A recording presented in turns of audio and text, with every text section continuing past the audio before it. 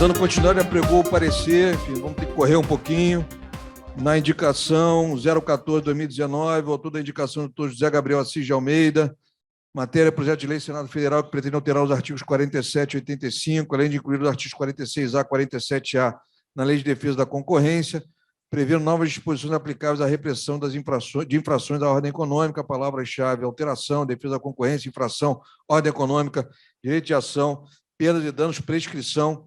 O relator, doutor Tarcísio Nametala, da Comissão de Direito Empresarial, para quem eu passo a palavra. Doutor Tarcísio, confio no seu poder de síntese, enfim, para a apreciação da matéria. Obrigado.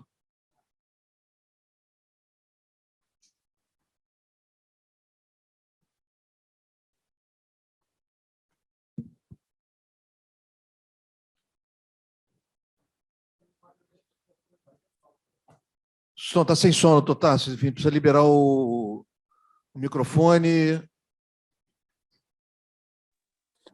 Tarcísio, aceita, por favor. Agora sim. Está me ouvindo? Está me ouvindo? Tá bom, muito obrigado. Boa noite. Boa noite, presidente. Boa noite aos colegas, confrades. Eu queria pedir vênia ao presidente para fazer o cumprimento aos colegas presentes, na pessoa do doutor Raudênio Costa, que eu não privo de sua amizade, mas é muito amigo do meu pai, né, que sempre comentou e sempre falou muito bem dele, então eu cumprimento todos em nome de Vossa Excelência. E esclarecer para o nome do meu colega Foleno que quando eu balancei a cabeça dizendo não era que eu não ia apresentar, é porque eu trago um trauma de infância que toda vez que vão falar meu nome, seja o primeiro, seja o segundo, seja o terceiro, sempre erram algum. Porque são 3 nomes difíceis mesmo. Então, eu desde criança que eu trago esse trauma. Então, foi só por isso que eu balancei a cabeça. Mas eu falei certo, né, Tarcísio? Não, falou. Okay. O Folena que falou na matela, que é um erro comum de inverter as vogais. Mas eu não levo a mal, não. Peço mil desculpas. Olha, não tem problema. Erro o homem, mas não erro o nome. É isso. Inclusive, quero agradecer a deferência do Folena, porque me ligou essa semana para a gente conseguir acertar a agenda para poder fazer a apresentação.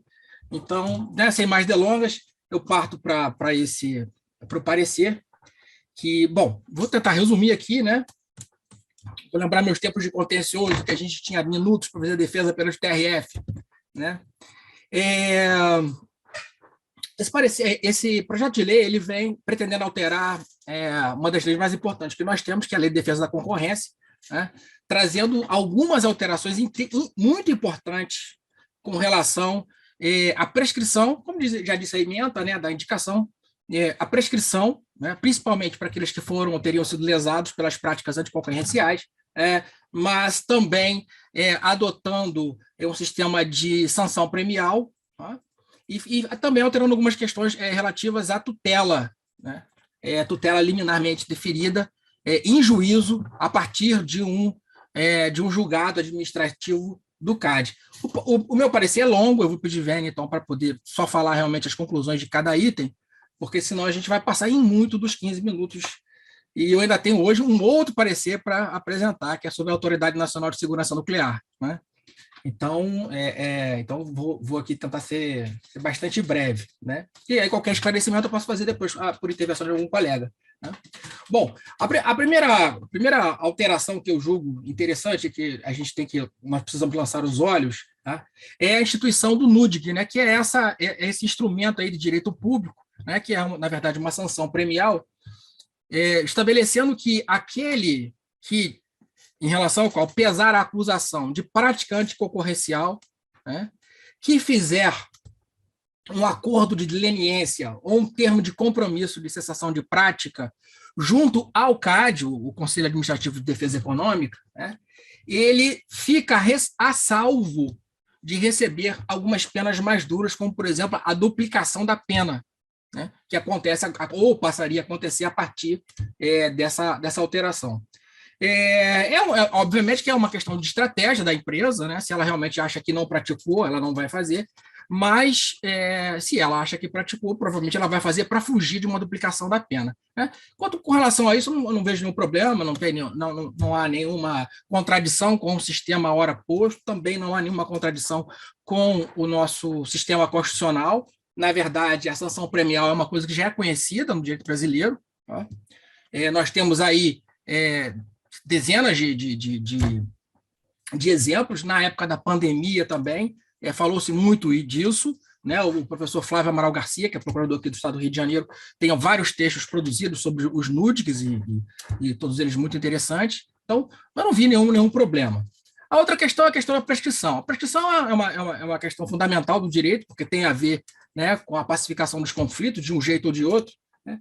E, como toda prescrição, né, relativa à fazenda pública, o prazo é de um lustro, né? São 5 anos e etc. Isso está no artigo 46 da lei, né? O que o projeto quer trazer é inserir no 46A. Eu só chamo a atenção para o seguinte dispositivo, que é o parágrafo 3º do artigo 46, mas o originário, que determina que a paralisação do processo por mais de 3 anos no âmbito do CAD, né, faz com que haja prescrição intercorrente.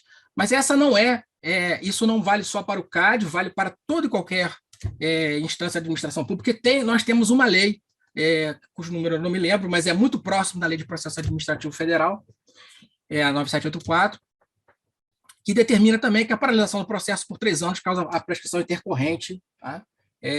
Desfavorável à fazenda pública. O que se quer inserir, que parece bastante interessante, né, é se estabelecer o prazo de 5 anos para que os lesados, veja, aí não é o prazo não é para o CAD agir, é para que os eventuais lesados pelas práticas anticoncorrenciais possam ajuizar as demandas em face do agente econômico defraudador da ordem.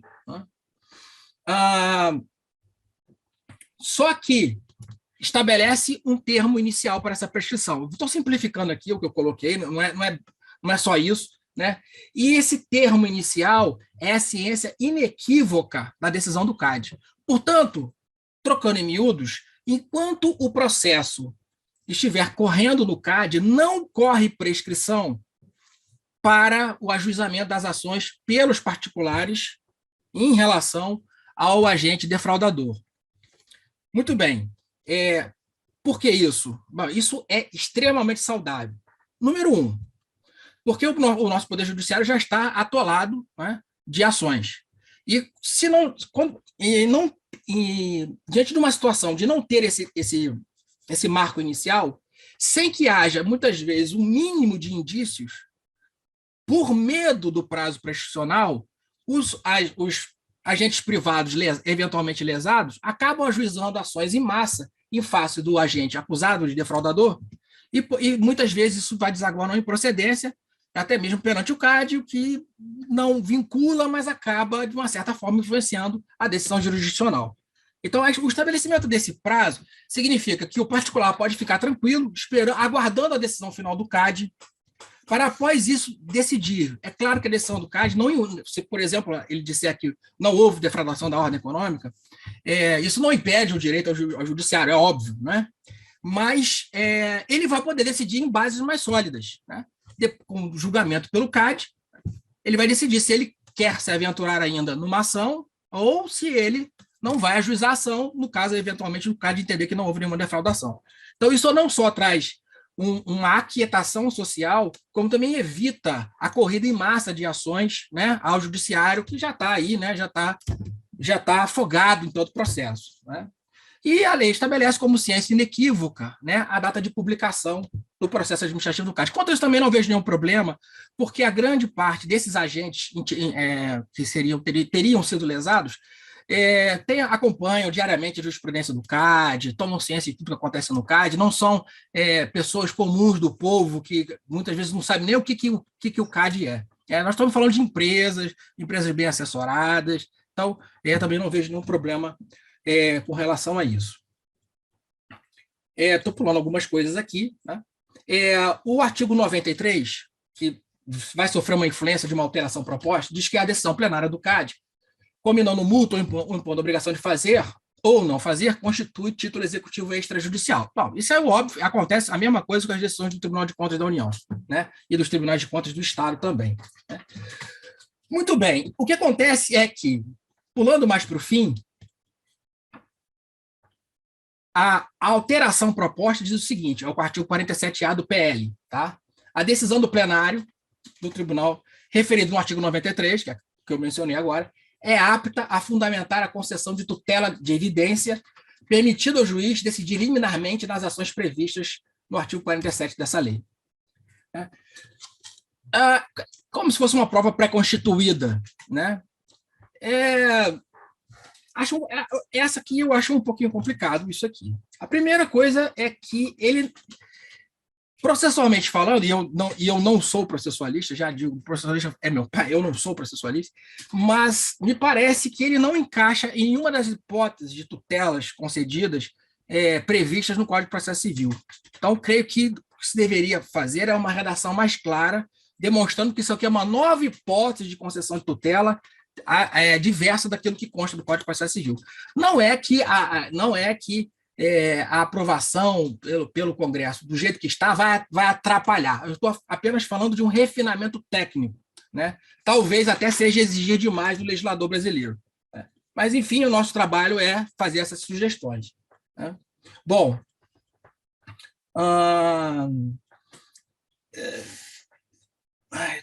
tem coisas aqui eu não sei se falo, se não falo, porque o presidente já me coagiu aqui logo de início, já me senti assim, né? Moralmente coagido. Bom, por último, eu acho que, e não menos importante, se fala em que, uma vez que se faça o acordo, seja de leniência, termo de cessação de conduta, enfim, o nome é o que menos importa, né? O que importa é a natureza do instituto, tá? Determina que, para que esse acordo seja feito, seja aperfeiçoado, haja uma cláusula segundo a qual a empresa, enfim, a pessoa jurídica, o agente econômico, melhor dizendo, o agente econômico, tá? Ele teria que se submeter a um procedimento de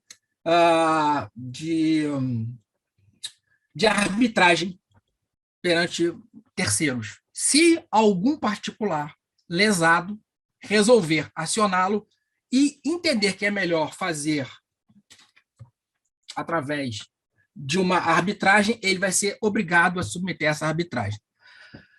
É só nesse ponto aqui que eu acho que o projeto merece algum reparo, porque me parece que a gente vincular um acordo de cessação de conduta feito entre o agente econômico, né, eventualmente defraudador, e o CAD, e estender os efeitos dele, impedindo, de uma certa forma, o acesso à justiça desse agente defraudador, colocando essa condição nas mãos de uma única pessoa, que é a pessoa lesada, né, acho que aí não só viola o acesso à justiça, né, como também violaria os princípios gerais dos negócios jurídicos por se tratar de cláusula potestativa pura, que é aquela cláusula que coloca toda a condição ou termo, né, a escolha nas mãos de uma das partes.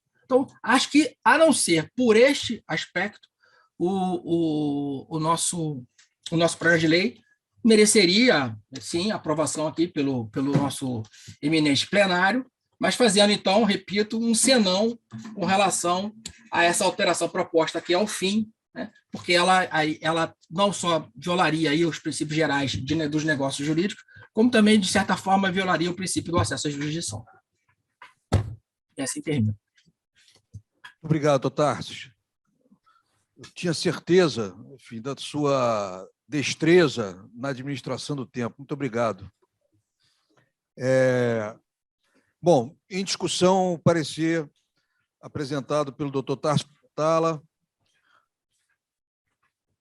Não há quem se pronunciar, submeto a votação. Bom, aprovado por aclamação, doutor Tarsis. Então, obrigado.